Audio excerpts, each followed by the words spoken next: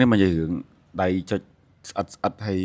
បាក់ចុចហើយវាតឹងហើយឡើងលេខត្រូវចុះលេខត្រូវគឺយើងបញ្ហាដែលយើងជួបច្រើនគឺបញ្ហាធំជាងគេបំផុតគឺខ្សែវាបកកច្រេះហើយជាពិសេសពពួកខ្សែដាច់បាទខ្សែកាត់កង់អញ្ចឹងគឺវាមានអាចរទុបពីក្រោមហ្នឹងគឺវាតឹងកន្លែងហ្នឹងយើងត្រូវការថែមផ្លែងគោវិញបើសិនជាយើងដាក់ចូលហើយយើងត្រូវការខាត់វាទៀតហ្នឹងហើយខាត់វាស្រួលវាទៀតបានវាធូរហើយតែបញ្ហាភាគច្រើនគឺមកពីខ្សែបងប្អូនតាមបទពិសោធន៍របស់ខ្ញុំធ្វើយូរណាអញ្ចឹងនេះកង់ផ្សេងគ្នាតែខ្ញុំឧទាហរណ៍ពីយើងដកខ្សែមកឃើញខ្សែវាច្រេះចឹងឃើញទេ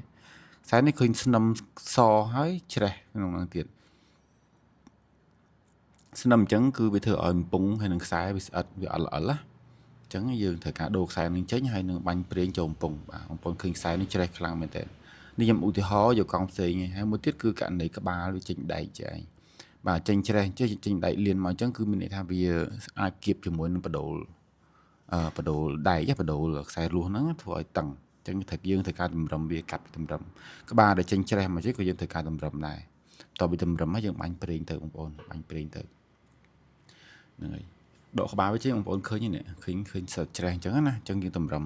ហើយយើងបាញ់ប្រេងវាទៅ